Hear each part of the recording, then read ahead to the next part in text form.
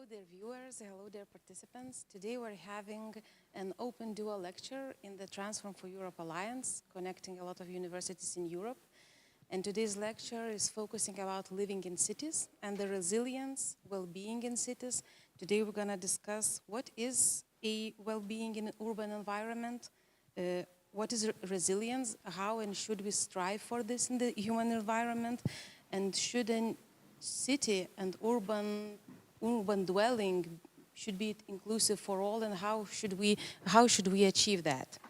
We're having two speakers today. We're very privileged and thankful for them to be here.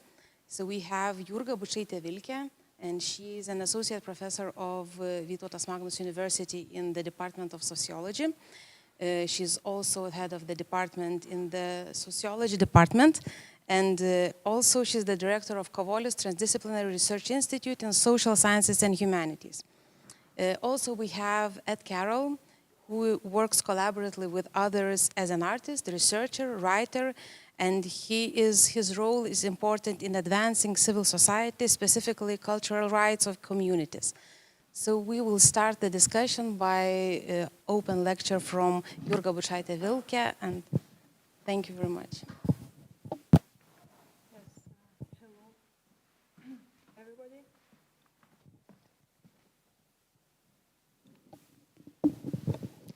Yes, good afternoon, and it's my pleasure to be here at my home university. Although this is not my faculty, but it's very nice to discuss cities, because for today we have a extremely nice weather, and we had some international guests who were working in the streets of Kaunas and enjoying the city with very nice blossom we have. So maybe we have this illusion that the cities are the most beautiful places where people could find their happiness. And here I would start with some words and some keywords, and would share some research experience that I have in terms of the cities, of urban policies, on territorial governance as well.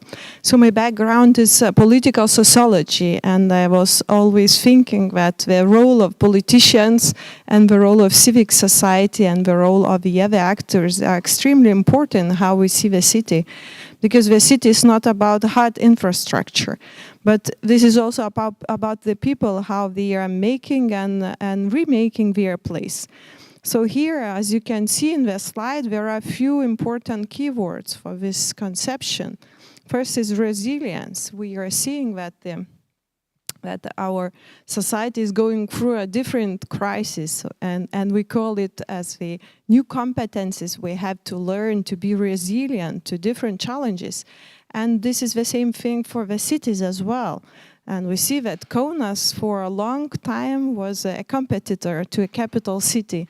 And it happens in every country where we have a diversity of the cities, and we have a biggest competitor, that is a capital city. So we always have to find some advantages and sometimes perceived disadvantages to understand the cities, to be resilient to different challenges that are coming in the future. A second thing that is a keyword on livable places. So we see that the cities are changing, and it comes with economic prosperity, but also it comes with wisdom of the politicians we have, from central government, from local authorities as well. And it also comes with entrepreneurship and social innovations of the people that are recreating their cities and making them as a livable cities. A third thing is about diversity. So I'd introduce maybe some insights, some theoretical things sometimes, and I think it could be also important conceptions to understand, to go through the lens of diversity. So we see that European or Western cities are the places where different communities should find their place, and sometimes it's difficult. Sometimes we see ghettos in the very urban and very big places where different and very diverse urban groups should find their very comfortable place, and sometimes they fail to find their comfortable place. And finally, we are talking about the needs. If we ask people what do they want in their cities and their places and territories, we are saying, oh, this is about public services. I need a good transportation. I need some nice pavements. I need some parking that is not so very expensive. I need some water provision. I need some recreational zones. I need some place where I could watch basketball as for Lithuanians. So we are always saying that there should be some appropriate infrastructure where we could relate to well-being indicators of people, how they feel about the place. So I would tell a few words about territorial governance. Maybe it is important in understanding the complexity of the cities. So I took some pictures recently this week in Kaunas, and this is all about nice spring colors. So we are thinking that our place is about nice and beautiful things. It is about the blossom and the island of Nemunas, or this is about tulips in our city center. But when we return back to our places where we have accommodation or apartments, we see that not so everything is nice around. So we have to do some job and to escape this miracle of the city centers where all the blossoms are the most amazing things. So I would start a few words on the territories. And here in the slide, you can see three very different examples of the three different territories in Lithuania. So we have to understand that different territories have their own diversities, internal inequalities, for example. And they took three examples. That is Pakruojis district municipality in terms of a decline of population for the last almost 20 years. We see that this is about 40% of a decline for rural municipality of Pakruojis. We also take a look at the place of Kaunas city municipality. So this is also about decline, about 30% of decline of a population for the last 25 years. So somebody is leaving the city and maybe new babies are not being born here. But we have a suburban area of Kaunas district municipality that is plus 24% of the population. People are living in suburbs. So we have to ask what things are attracting people and young families to move outside the city. Or we should ask also a question why people are not satisfied within the city. So why they are moving outskirts. And what are the main triggers for the geographical mobility? And finally, I think we should ask, maybe it's not a problem anymore. Maybe the diversity is not a territorial problem. Maybe there are some other options to think about. So I'm using the conception of territorial governance that is in my mind is very complex metaphor.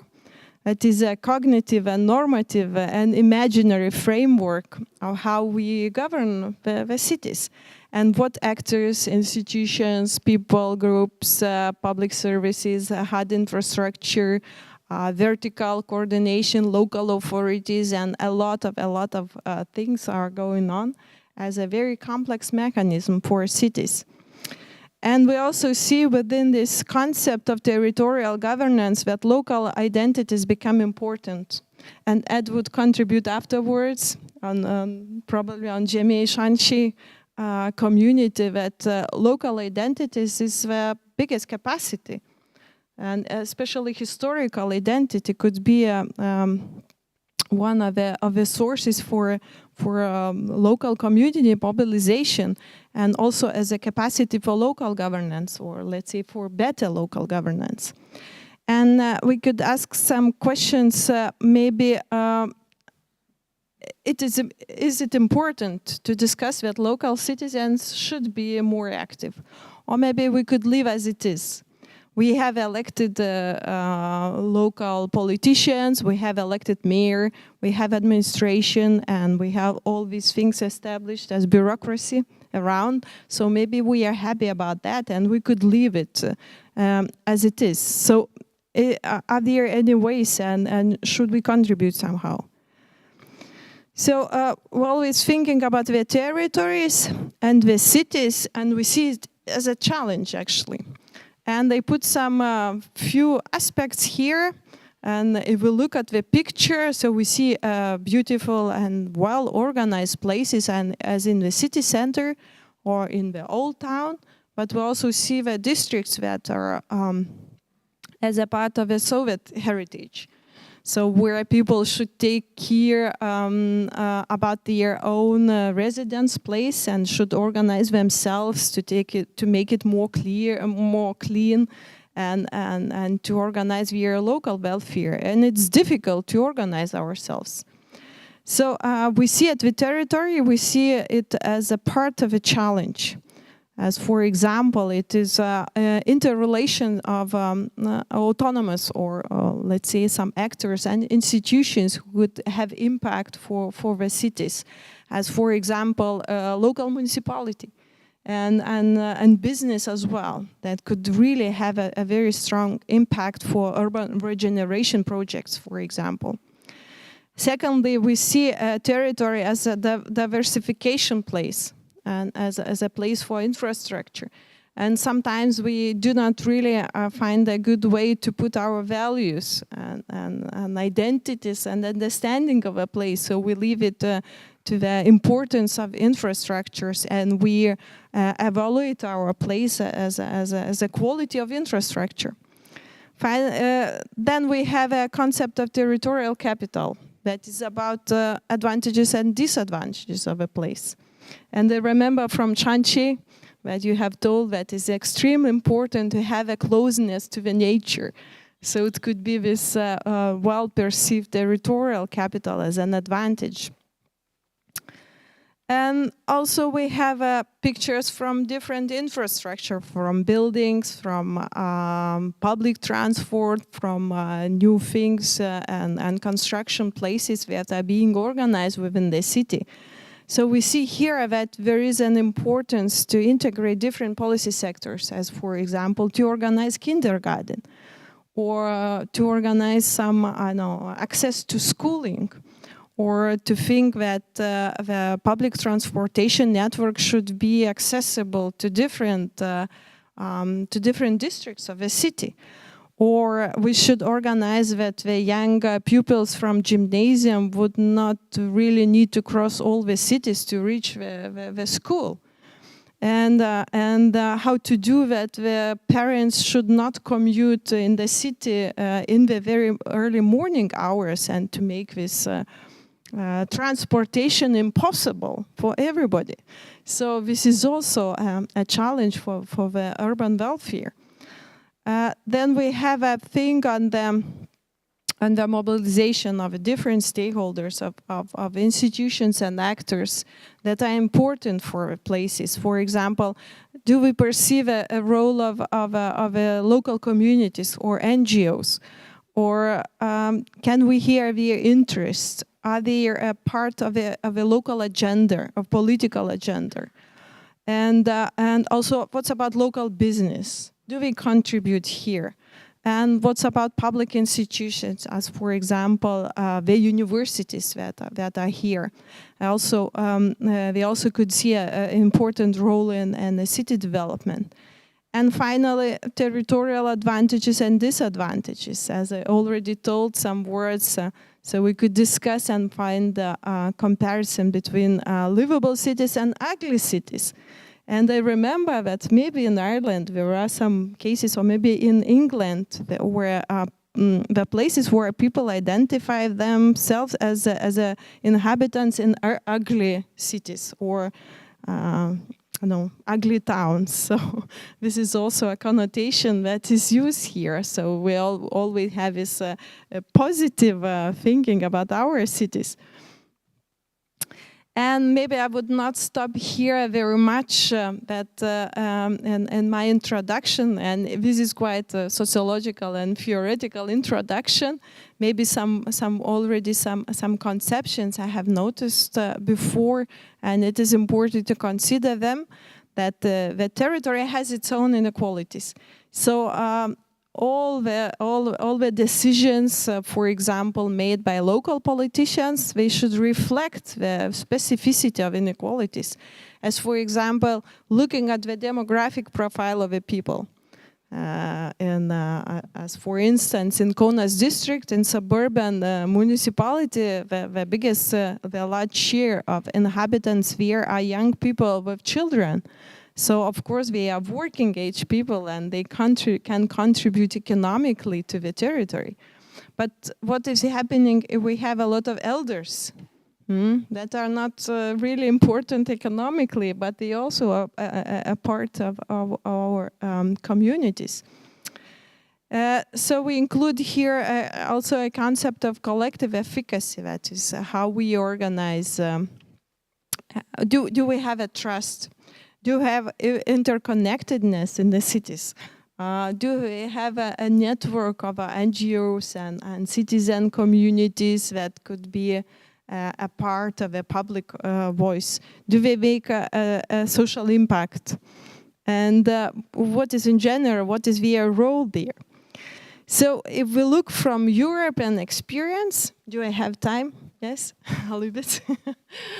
If we look at the European experience, so it is considered the cities is a part of a complexity, a very complex and multi-layered conception. And it is the most important maybe idea here that we should stick on place-based governance. So first of all, we see a diversity of a cities and some other areas, looking at their profile of people, at their demography, at their territory. So if Kaunas is in the geographical center of the country, it's very nice, but sometimes there are territories that are in the mountains. We do not have mountains in Lithuania, not yet. Sometimes there are very remote places, as Scandinavian countries that are very Arctic places with a very harsh climate.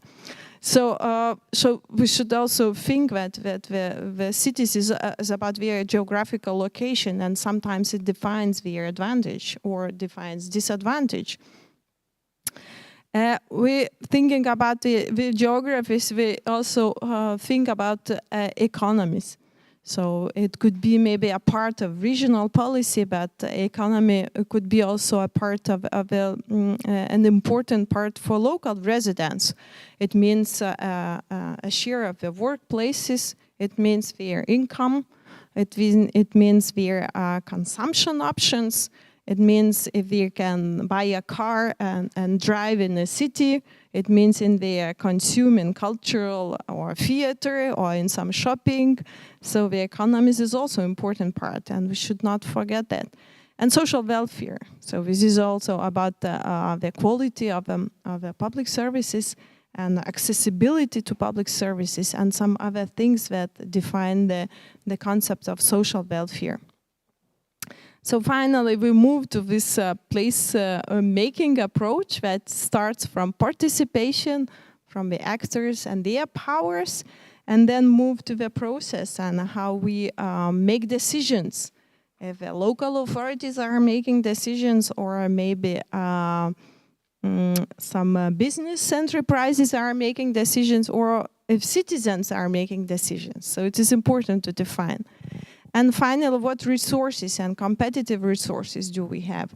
So as for Kaunas, I think it took a long way to define its specificity, and then Kaunas Cultural City was a part of this identity.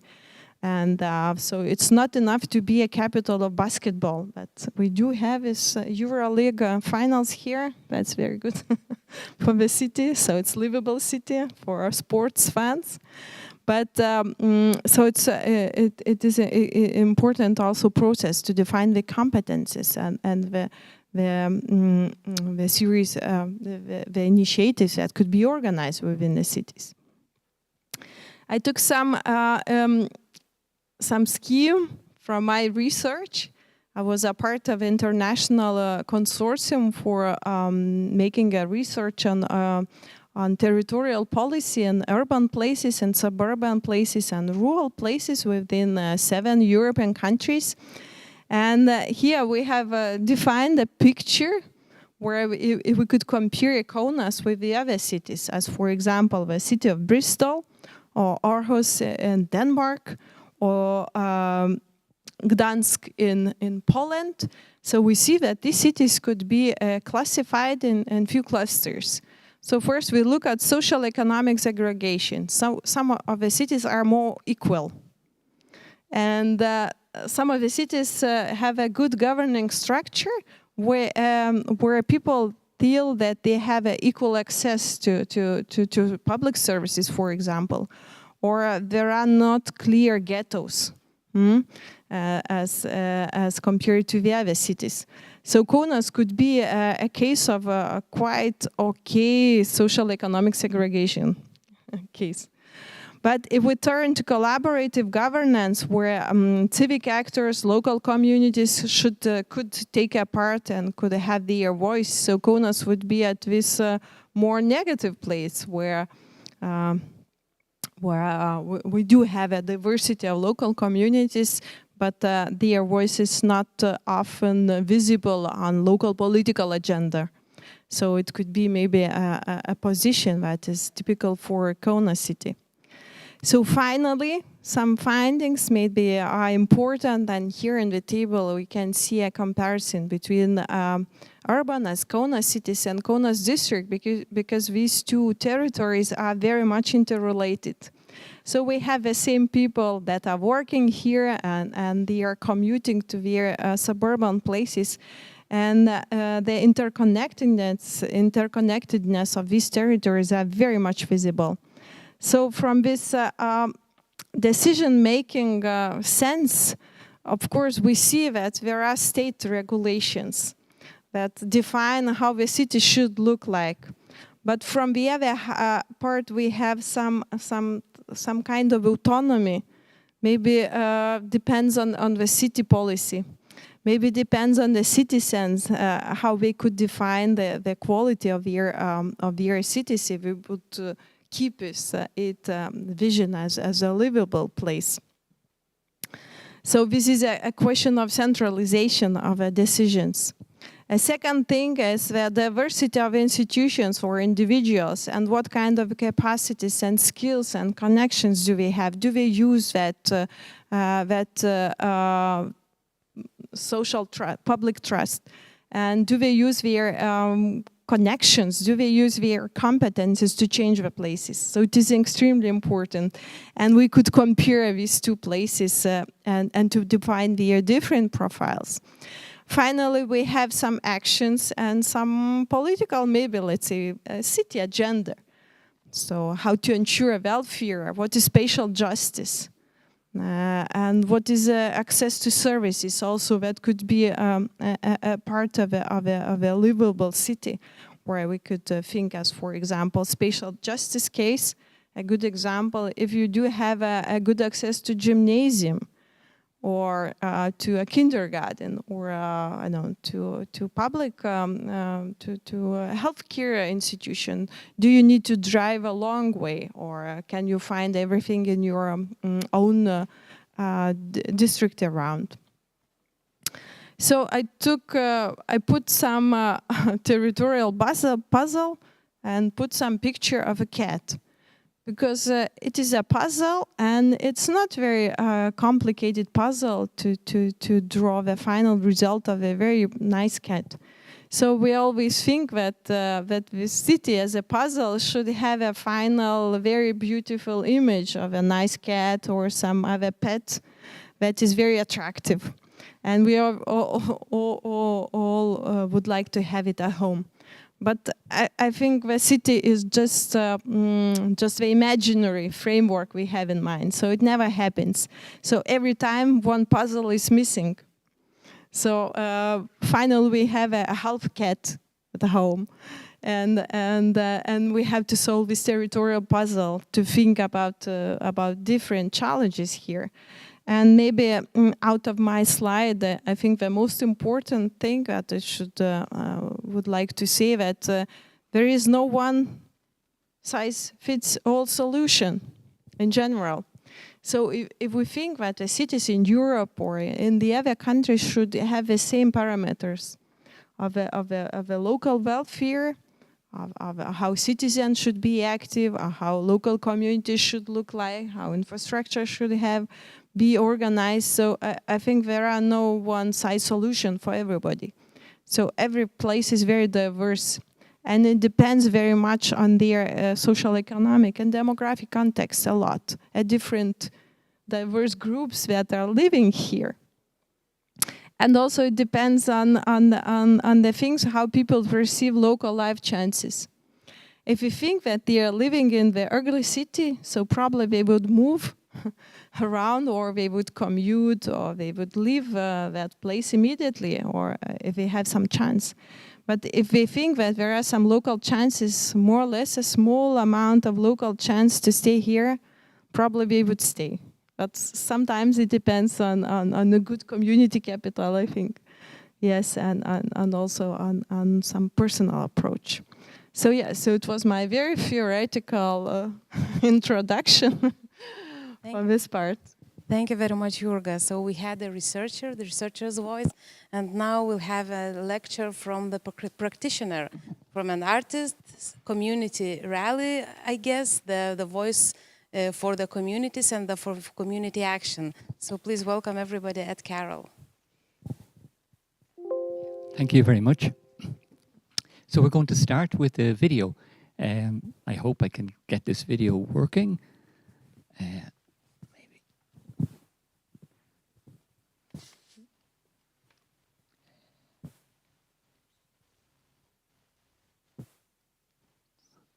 Yeah. Okay. So this video is a 1-minute video, and the people online will hear it, but the people here won't hear it. But you can just look at the slides and the text.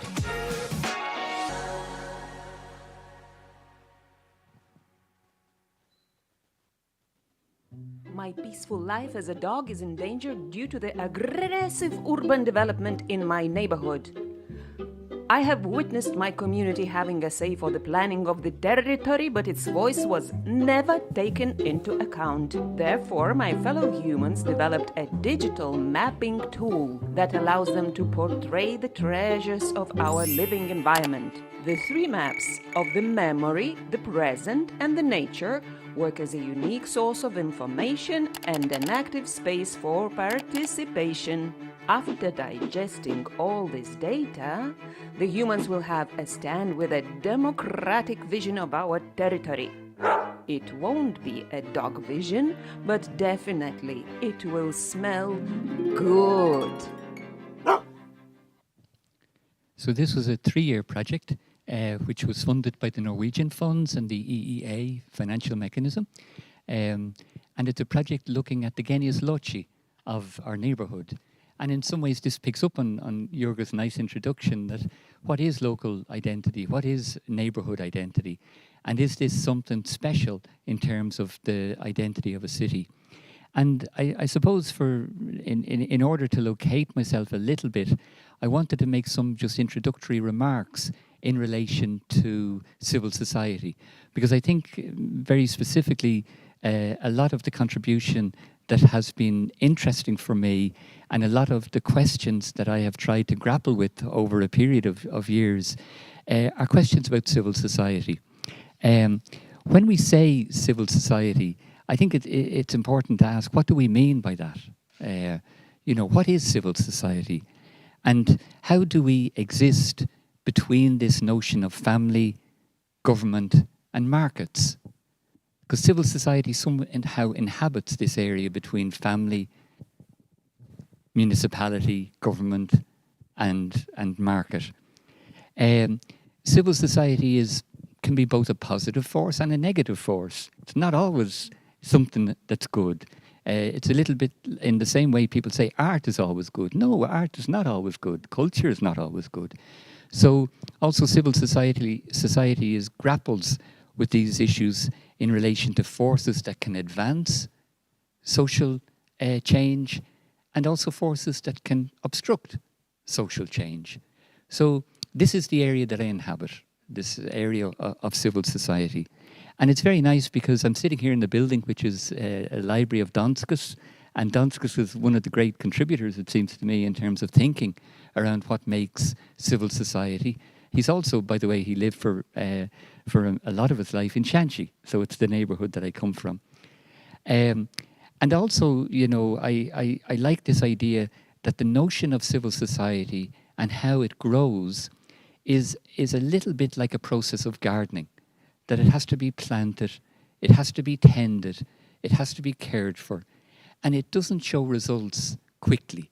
And Václav Havel has this really nice idea that civil society, which is intricately structured, is very fragile, sometimes even mysterious organism that develops over decades, if not centuries. So when you look at a period that I'm speaking about, let's say this project of Genius Loci is a 3-year project. My work in Shanxi, where I live, is maybe a decade. And actually, in terms of the idea of developing and contributing to an active, a vibrant civil society, I think it's a longer process than we can sort of identify easily. The second thing that I want to say is that, you know, it's civil society in some ways creates an order for people. It makes people feel that they are part of something, that they are connected, that my private space is somehow has a bridge into a public space. And this is really important action of civil society. It bridges private life and public life. It doesn't completely control that public life, but it tries to create the bridges towards public life. And then the third thing I want to say, just as an introductory remark on civil society, is that in many ways, the search for civil society is also a search for personal values. You know, values where you feel that we can hold together in a group of people, that we can identify with. So when we talk about, let's say, neighbourhood identity or community identity, we're also asking the question, well, look, what are the values that make us feel connected? And it seems to me this is an area that civil society is also interrogates and tries to understand. And these things, you know, by their nature, they don't appear in a fixed way. They are constantly changing. They are constantly recalibrating.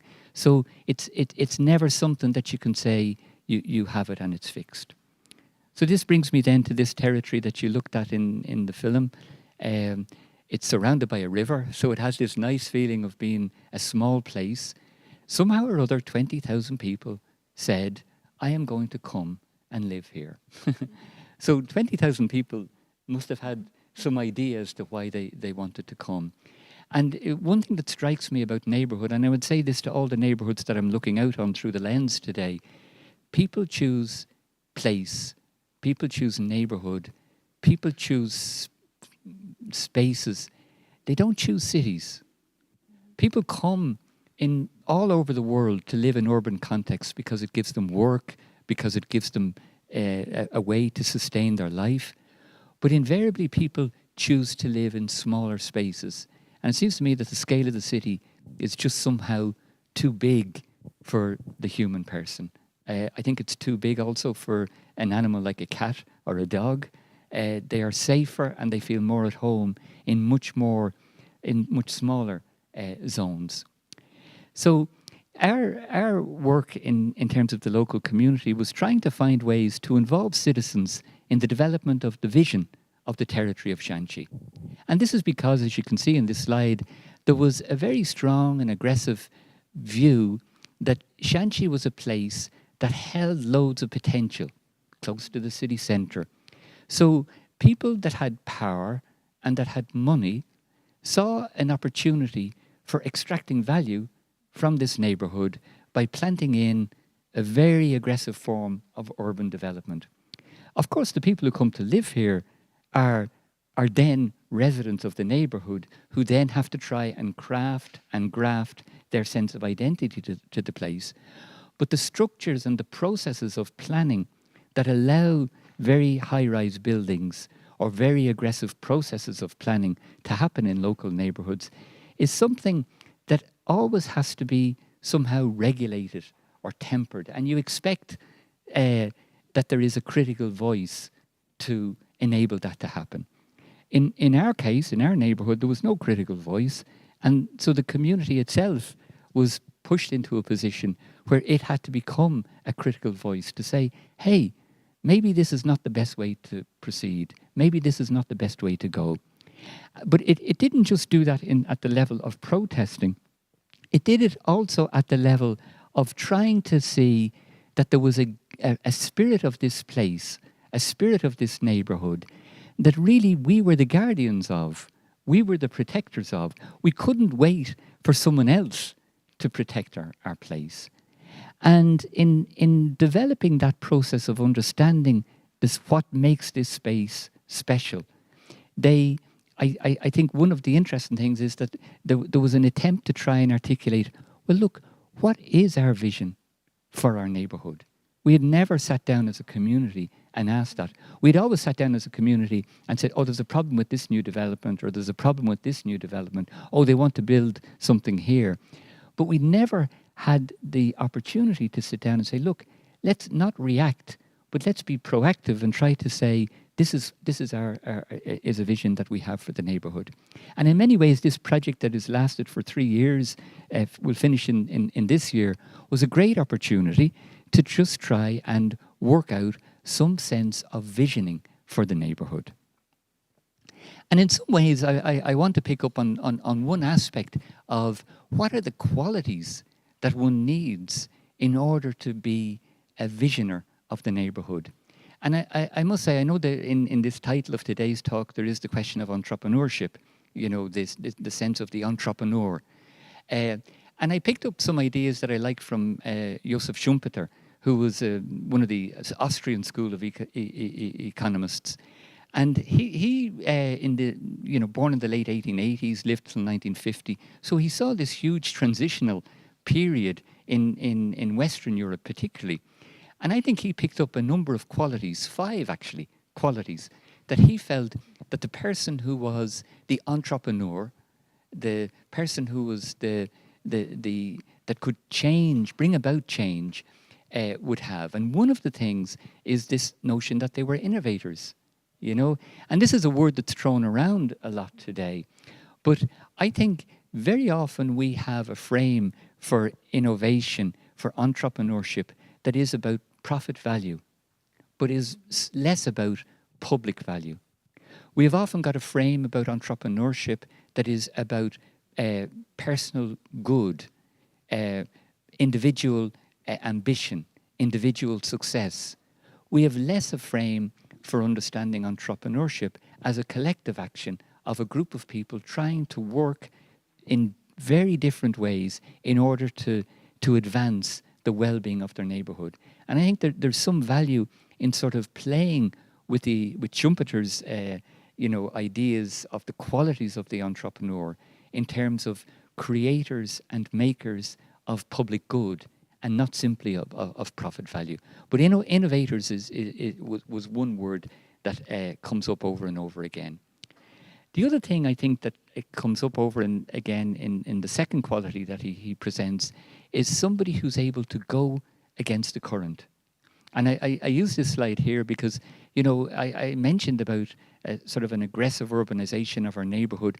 One plan that was put forward for our neighbourhood was to create a new road along the river.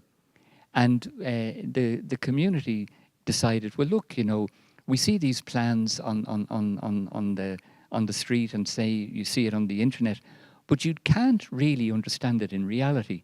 So our bookkeeper had the idea to cut out the actual size of the road in black and to show people physically one day, walk the whole length of the river where the new road would be. And it was a very interesting thing because people really picked up the idea of what this means. And, you know, as Jurga was saying, like there is a very strong ambition for road networks. There is a very strong sense at this moment in time for cars. But it seems to me that one of the qualities of an entrepreneur for public good is that you actually see beyond where the current reality is and see this is how things could be. A place that doesn't have access for cars, that doesn't have access in road transport. And I think this was something that came up. And I think one of the interesting things, if I asked, where do you find the people who capture this sense of going against the current? The third quality that Schumpeter suggests is alertness, watchfulness. I've put in a Lithuanian word, but I'm not sure it's a good one. But it's just a sense, it's different to going against the current. It's someone who's watchful. Think of the photographer that was able to capture this photograph. It's a great photograph, you know. This sense of being able to watch and to be alert to where there's an opportunity. This is what I think Schumpeter's idea, the quality of the entrepreneur is. In this case, it's a community that sees a plan and that says, look, we have to rise up, we have to mobilize people in order to resist this. And it's very interesting, you know, 6,000 people signed a petition against the road. And it was because somebody in the community, wasn't me, had this alertness, had this watchfulness and said, look, this is a pulse that's really alive, that's really active, and that can really mobilize people. And, you know, very often when we speak about community identity, community well-being, very often when it's a little bit like peace. When peace is there, you take peace for granted. But when war breaks out, you realize that something has to be done. And in some ways, I think the road was a very interesting mechanism because it really gathered people to try and say, we have to do something. We have to come together. We have to join forces. We can't just individually write in the bureaucratic way that the system needs to be responded to. We have to do something more effective. So that was in relation to the road.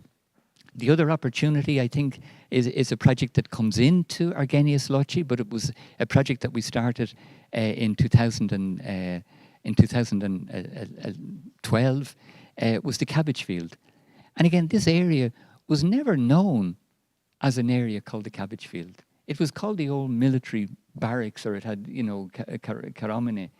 Actually, Donskus lived not very far from here. He looked down on this space. But again, I think that seizing the opportunity, the Cabbage Field was a very good example of seizing an opportunity. What was the opportunity we seized? We seized an opportunity that the public asset, the public land, was owned by Turto Fundus, which is the National Asset Management Agency. We were able to convince them to transfer its ownership to the municipality. So we ensured that a public space would be transferred to municipality and therefore has potential to be held in public ownership, whereas a lot of public assets can get transferred. And people have a real sense of identity to this small piece of public land that's really in the heart of our neighbourhood. Still a place of potential.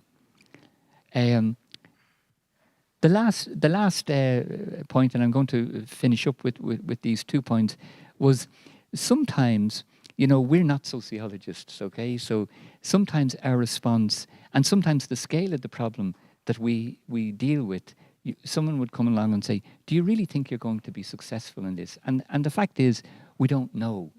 But actually, what's really important for us is that actually we can imagine what it can be rather than actually make it. We may not have the tools and the capacities and competences to make changes in the neighbourhood that we would like to see, but we can do it in a way that changes the sense of how we imagine the neighbourhood. And one little device was that working on the Cabbage Field, an idea emerged of making an opera for this space.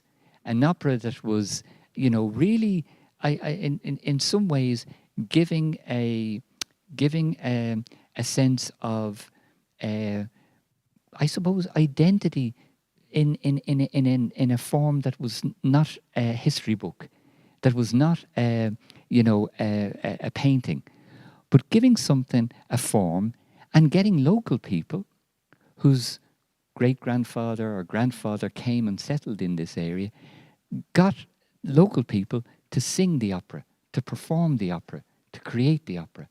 And we, this is my last slide, we had a very nice time in Rotterdam performing this opera. Almost 40 people from the neighbourhood performing, professional and non-professional artists, performing Shanchi, performing the Cabbage Field, performing our identity. And it seems to me that's one of the values that I think that's very interesting in terms of civil society. Civil society is often strengthened by processes that aren't always directly about increasing civil society's power, but sometimes processes that are about just increasing the sense of belonging, increasing the sense of connection, and increasing the sense of bridging that people have with each other and with places outside. And we brought this to Rotterdam, and I know that the people who looked at it, and I have one slide of people who looked on it, they were really amazed, even though they didn't understand a word of the language, but they got a sense that this culture, this place, this unique location says something that is really unique about Lithuanian identity and Lithuanian culture. Thanks very much. Thank you very much. So if anyone, now we'll have a discussion, we have a few questions. Also, if there are some questions in the audience, please just raise your hand and then you'll have your go with a question. I wanted to ask maybe both of you. It is well-being and infrastructure in the cities. These could be thought of like different poles of the, one is hard, one is soft, one is intangible, one is really tangible or unestimatable and so on. How well-being is being affected by infrastructure in the cities? I mean, is it a mere canvas living in the hard infrastructure of a city, or are there another anchors for a person who's living there that construes his well-being?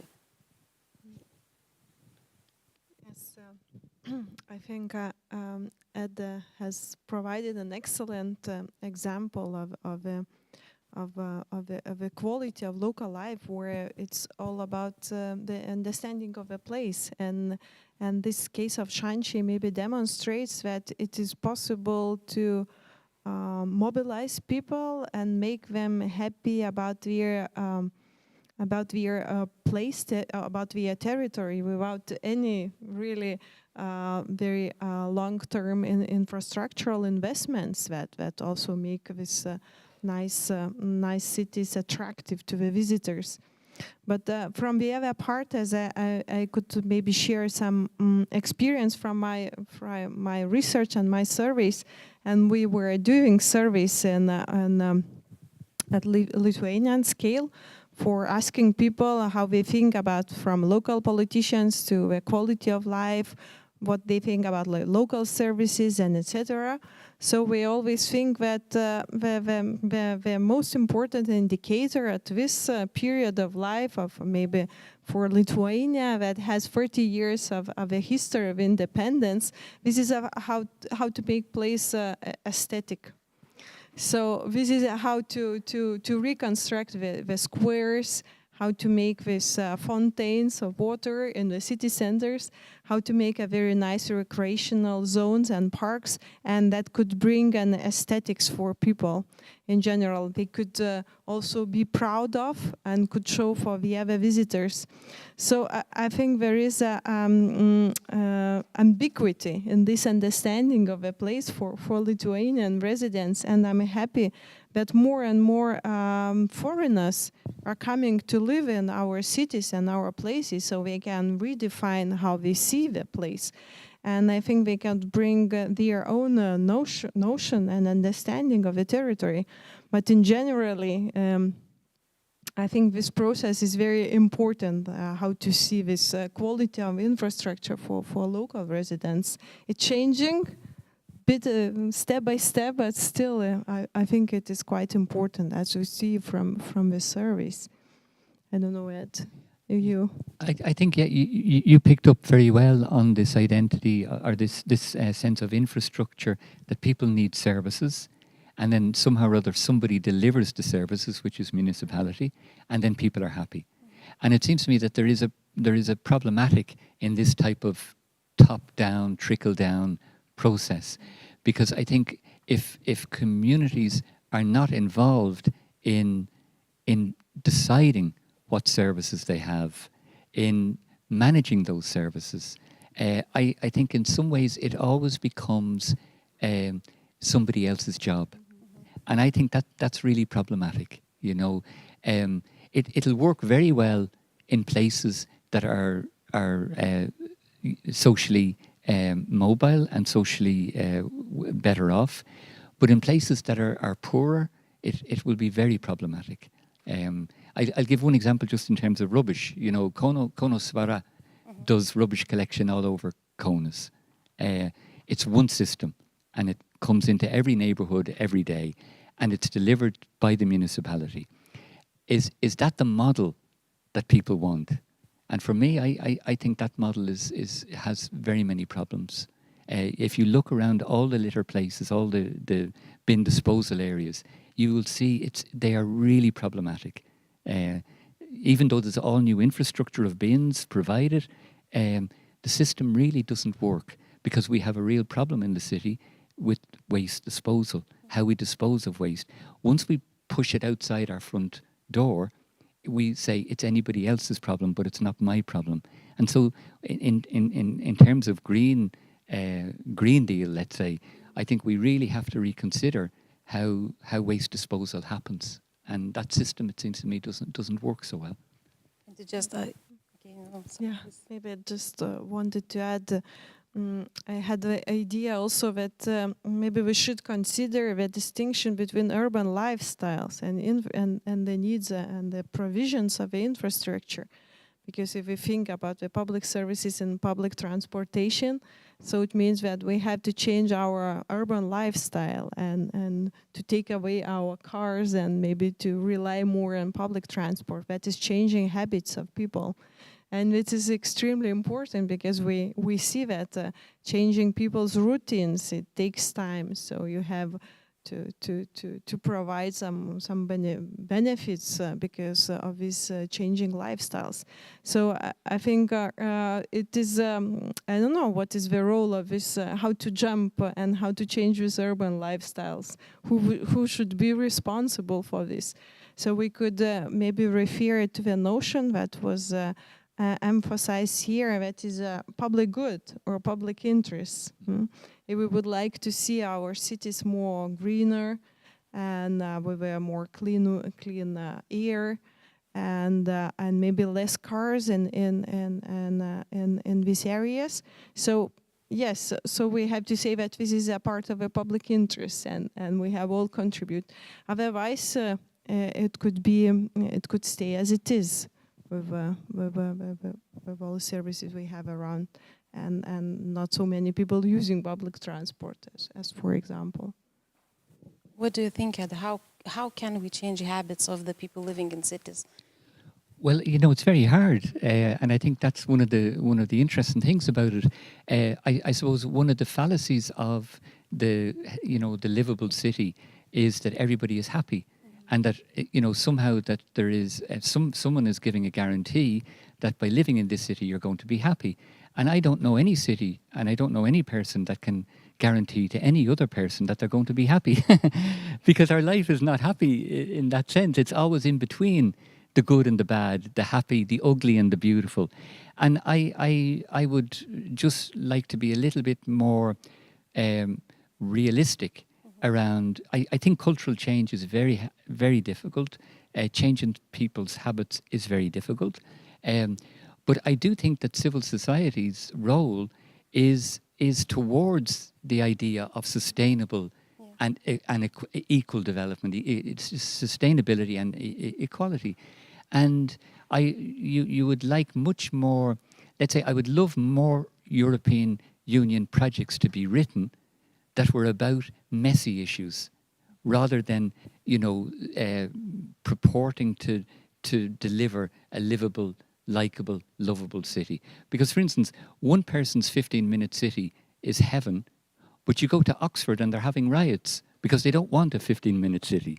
So I would just like much more interrogation that the ideas that we put forward are always living in between happiness and unhappiness, good, not so good, and that human beings are good at living in between these poles. And I think, in sustainability, it's 11th goal to make cities more resilient, more safe, more inclusive. So these are huge targets to achieve and not easy for them to achieve. And I was wondering, when we talk about resilience, it's withstanding, it's being able to regenerate itself. What are the dangers we're talking about? It's a digital world, it's a world of anxiety, a world that's ever changing with epidemics and so on. What are the dangers in urban dwelling that we have to withstand? We have to be prepared with our social networks and social safety nets and so on. In your imagination, or maybe in your practice, in your experience. It's a big question, but I think going back to the idea that change is always personal. It's always something that you have to be convinced about, and we are not good in terms of social change, in terms of convincing people to come along with us on social change. So for me, it's about the power of convincing. It's not a branding, it's not a marketing, it's a real sense of convincing in that classical Donskis sense of bringing people around to see a different perspective, moving up higher on the mountain so you get a bigger view. I think we all need to, at times, move from our small worldview to see a bigger worldview that isn't just about me. And for me, the first ingredient in the type of transformation that you're talking about is getting people to move from, what Donskis, I think, would call an ego, an egology, where I am the center of the world, to an ecology, where we are trying to work out some very difficult things together, but we don't know the answer yet. Yes, and yes, I think that there are different rationalities here. If we are talking about the challenges of resilient cities and what problems we are facing, so there is an institutional reality. So we can define you this list of challenges and issues that we have in the city and within the cities. So and on the country level as well, that it starts with demography centers, the economic investments, and all these micro and micro level indicators. And this is a part of a national policy. So they have a bunch of documents where all monitoring indicators are listed very clearly, and they can tell you if your city is resilient city. Is it does it have a good workplaces? Does it have enough amount of foreign investments? Does it have a good recreational infrastructure? Does it have a good sports facilities or good access to education? So all these indicators are a part of this institutional rationality. But what they're saying about it's extremely important. This is a personal rationality, how you understand the resilience in the cities. Do you have a connections with your neighbors, right? Do you have a good social capital or cultural capital? Are you using this capital somehow? Do you trust the people around? Do you litter in your garage, or do you take care of your place? Do you see the places that are changing and maybe you are being aware of what has to be changed in the future? And so I think the second rationality, as a personal rationality, could take a role of a watchdog. yeah, what you are as a small dog, you are saying maybe to local decision makers, to local authorities, to some others, what are the problems around, and we would like to change this place and that place and this place. So I think there is no agreement between these two worlds of rationalities. So there is always a tension here. So we would stay with this bureaucracy and these institutional constraints and the policy constraints as well. And from the other part, we would try to stay comfortable with ourselves. And maybe I think resilient city, and was one key word I was using here in my slides, is local life chances. If you think that you would have options here in this territory, in this place, if you do have a list of characteristics or attributes that are keeping you here, and if I ask people around me, so what is keeping you here? So sometimes it's about social connections or people you know. So this is what keeping people here, or good neighborhood, or some other characteristics. And it's not workplaces anymore. It's not high income anymore. It's not, public transportation maybe anymore. It's some social capital qualities that are keeping places attached to their cities, I think. So it is also, I think that is could be discussed. I think what you've done very nicely is actually you've brought together our two different presentations, because you know, yes, certainly this let's say unstructured process that is a local and that is collective, it also needs work at the level of governance, at the level of institutional governance, at the level of collective governance, all the things that you were pointing out. And I think that's, to me, where the big opportunity is to try and create these, what I call horizontal connections, where the type of structure that we spoke about, the service, the deliverer of the service, and the people, is somehow checked in some way with another model where local self-governance, local management of the services being delivered is actually happens locally.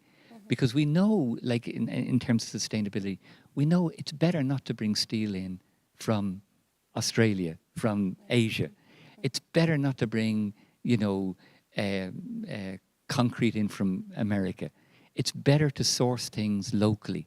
And I think in the same way, we should follow that logic, that when it comes to services being delivered, it's actually not cheaper to have one service deliverer driving all the public transport in the city, or one service deliverer emptying all the rubbish bins in the city. Actually, it's not cost effective that way. And I think we need to develop processes where greater local self-governance happens in these sorts of issues.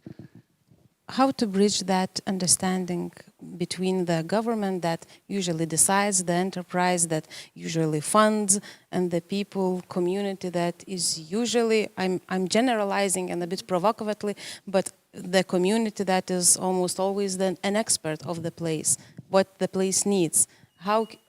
What advices could you give from your expertise, from your experience, how you can bridge the gap? How can you make that government hear you? Yeah, I'm stopping with my question. Well, very, very simply, I think one from let's say the side of civil society, I think there's a real sense that there is a growing and healthy and lively local civil society in places like Lampeggi, in Centrina, in Cellini, and this is where, for me, I'm optimistic, in that. I'm not always optimistic on things, but on this one I am optimistic that I think that, the ability of local places to give voice to their issues has grown a lot in these last period of 40 years. And I think it will grow. I think now what needs to happen is new places need to be set at the table. Too often, the community is on the menu, but it's not at the table where the menu is set. Too often, you know, the power authorities, whether government authorities or developing authorities or planning authorities or market authorities, sit down and they make great plans. For instance, you know, the old airport in Assoc, this is a great idea. It's a completely closed-in area. Nobody in the local community has any idea what's happening there. Why aren't the community at the table? You know, why do things happen behind closed doors? So these processes, I think, are things that communities are beginning to really signal. And I do believe that the political structures will begin to make new participative processes to hear this voice in these processes. So in that sense, I will be optimistic from the side of civil society. I also do not have a good question how to fill up this gap, but I think some new channels and new approaches also emerge, how civil society or local communities could make influence on the local decision processes, as for example digital environment and mass media and social media as well.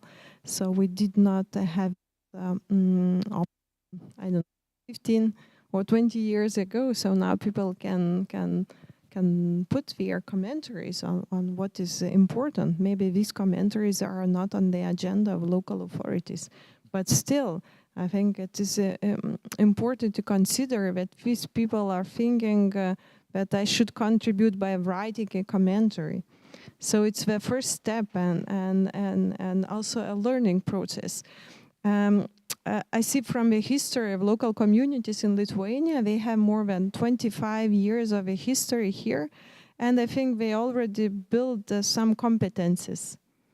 And maybe it depends on the people who are leading the local communities, about the activists around. Also depends a little bit on the support of local authorities and politicians, as for example, from a support from elders, seniūnai, from elders as well. But they are building their competences step by step. And in some cases in Lithuania, they are good moderators and they are doing a nice lobbying job. And maybe in these territories or municipalities, the local authorities are more open to the opinion of civil society or local communities. Maybe in some other places where doors are more closed. But I think there is some steps that there are some important steps that to building the skills and competencies for negotiation. Because as looking from theoretical part, this deliberative democracy or participatory democracy is a long process where you have to learn how to negotiate your opinion, how to defend your interests, and how to also to draw an agenda. As you said in your presentation about the Shanchi, that it was a question, what is your vision in general? Yes, so we have to learn these things, starting from how you define your ideas of the territory, how you define the strategy, the mission of your place. So this is a learning process as well. So do not have a good question, do not have a good answer. One maybe a bit, again, provocative question. You said rather beautifully that unless you have a war coming, you do not always value the peace, the moment of peace.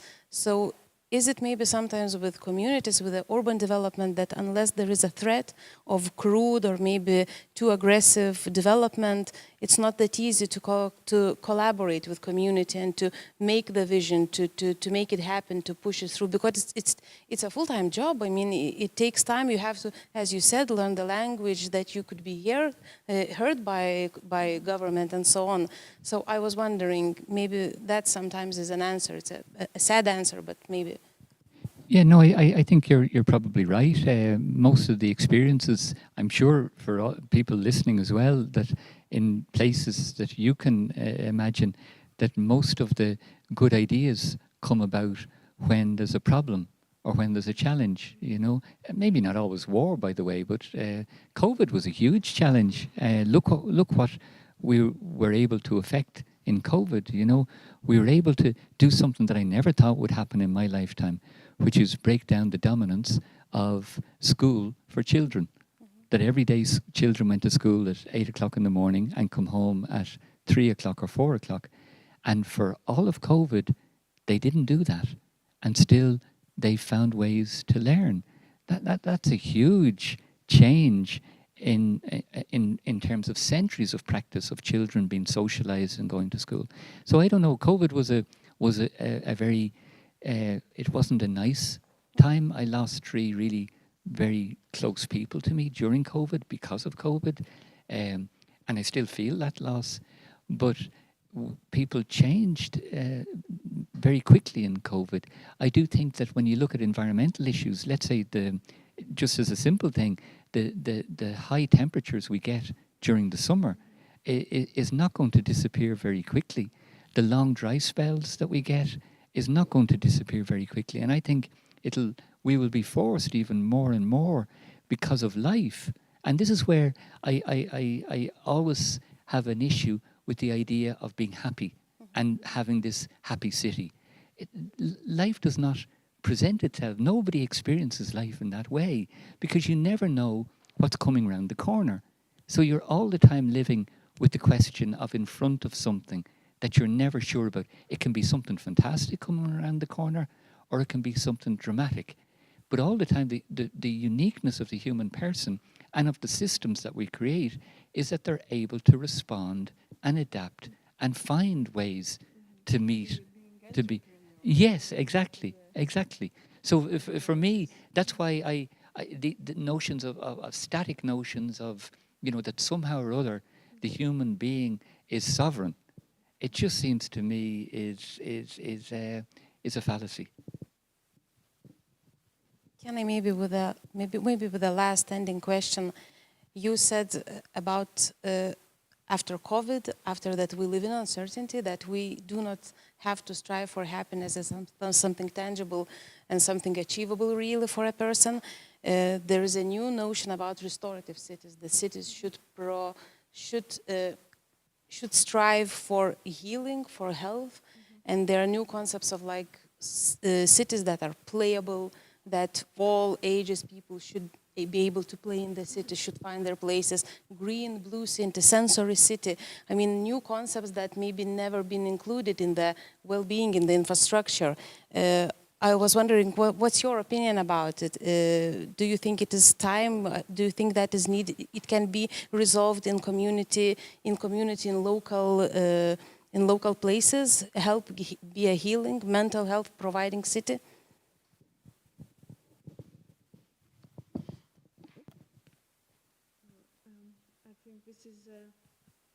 I think this is a vision what we would like to see. Yes, I think this is the idea what we would like to see in the future. Every of this list of the keywords about the places are extremely important. And of course, it comes with priorities of the people, of the families who live in the city. Sometimes it's about economic welfare, sometimes about the job places, sometimes it's about the access to child care facilities, sometimes it's schooling. So I think it's changing through the lifespan, what people want. And it comes also with this strategic planning from the national authorities as well as from European authorities and the policy-making level. What is the strategic goal of the cities? So sometimes we are thinking that these strategic goals should redefine our world. Of course, we like the same things. We would like to be wealthy and healthy, and as long as possible, and also to have some places for culture, for sports, for recreational activities, and to be happy with our families and the children in a place. So every type of this keyword is a good for people. So I think the most important, one of the most important thing is how to keep people here in general, because we have a very high geographical mobility, and especially for Lithuanians that are very keen in migration for the last 30 years. So maybe this is an important thing, and also how to welcome the others as well. So we are, as a country, we have to change this homogeneous profile of a population, and we are welcoming the others. And I think they are extremely important. As you, Ed, came here from Ireland, so you also are part of a community, and you're extremely important here. So I think these are the challenges here for Lithuania that comes together with this psychological wealth and the other things. Yeah, I think many of these concepts are really helpful, that move to a more realistic sense of, restorative justice was something you mentioned in your presentation. I think I think the idea of trying to formulate and build the society on a set of values that we somehow work towards, whether it's social justice, whether it's, equality. I think these type of values are really important. And I think we have to be, I think one of the capacities, if we talk about the faculties, faculty is a sense of being able to tell something, to know something, to understand something. I think we need to work on our faculty to knowing what's nonsense and what isn't nonsense. And it seems to me an awful lot of the concepts that come out around notions of city are something that are created maybe I think in offices in Rotterdam or in some other place, but they are not really tested in ground. And I feel with the concept of restorative justice, it's a concept that it seems to me has more traction in real life, and particularly in the real life of people who aren't rich, who aren't well off, and who aren't able to conquer the world. I think it's much more appealing and convincing to bring people whose maybe what they've received in life has not been what everybody else has received, and they're really important in our society. Whether it's the young child whose mama is dependent on welfare, whose father isn't around, whose grandparents are also dependent on welfare, and whose brothers and sisters are also dependent on welfare. This type of generational disadvantage that we know exists in every corner of our city. I think we need to create a set of values that's able to make the city also work for people that don't get the same opportunities that other people get. Thank you very much. I think we could thank you very much for your participation, for all the discussions. It's a really interesting theme, and I think it's really relevant these times and living in the cities. Thank you both. Thank you for the audience for listening. You have a question? Yes. Thank you very much. Please. Yes, thank you for the session. And what recently, what took my attention mostly that an increasing number of people are leaving cities for smaller towns or rural locations for their own reasons and whatever encouraged them. My question would be here, do you see that this is something that in favor of local politicians, or is something that might potentially undermine the authority of local politicians? Part B, do you think that process of leaving cities to urban areas, rural areas, that can affect the formation of the family and also the fertility. If I understand correctly, the question was about the population changes in urban and suburban areas, yes, where we have this, here in the city we emphasize the decrease of a population that lasts for the last 25, 30 years. And for a suburban area, we can emphasize the increase of a population. So it's diverse processes, but I think it is the same processes that is happening in all suburb. This is the phenomena that is called suburbanization, where people, middle class people, it comes with economic indicators a little bit. Middle class people with their families or with their children, they are moving in suburban areas to have detached houses. It's a little bit a part of urban planning policy, but it also comes with this general process of suburbanization, where people, middle class people, have they think they have a better quality of life, and they can commute easily.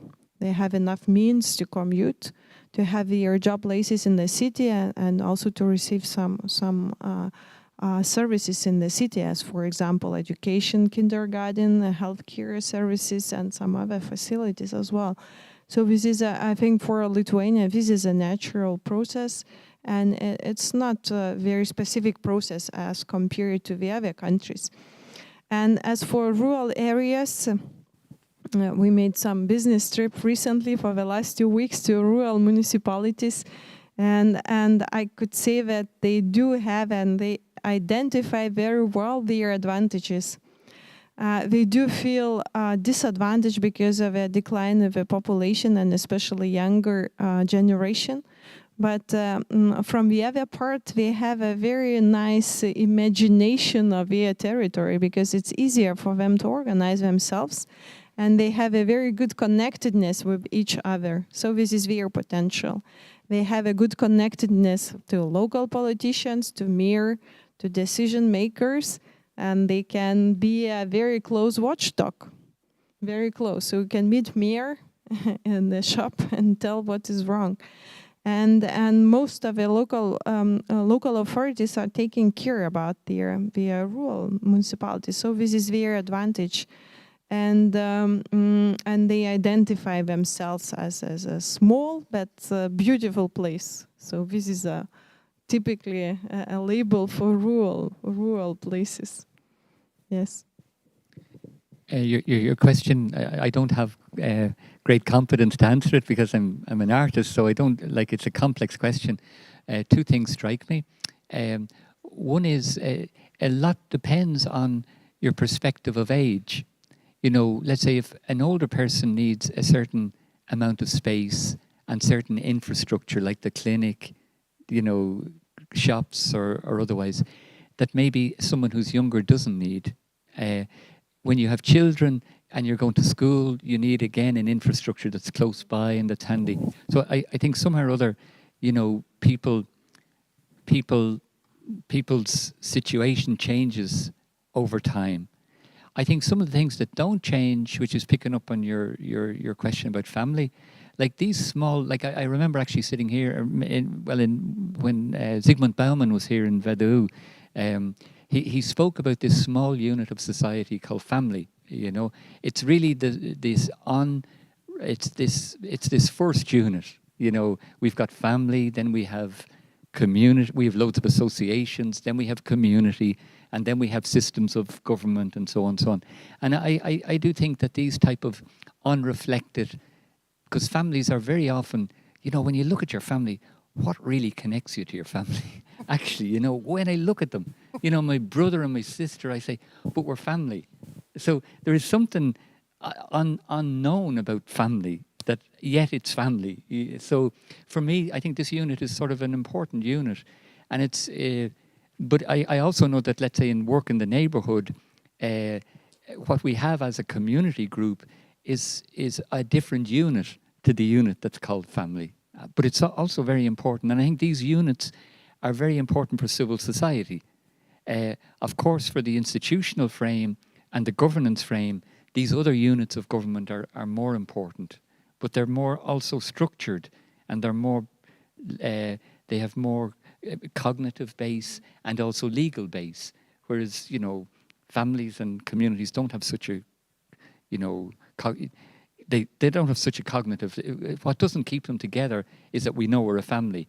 What keeps you together or bonded is the sense that you love each other, even when you don't like each other all the time, but you still endure with each other.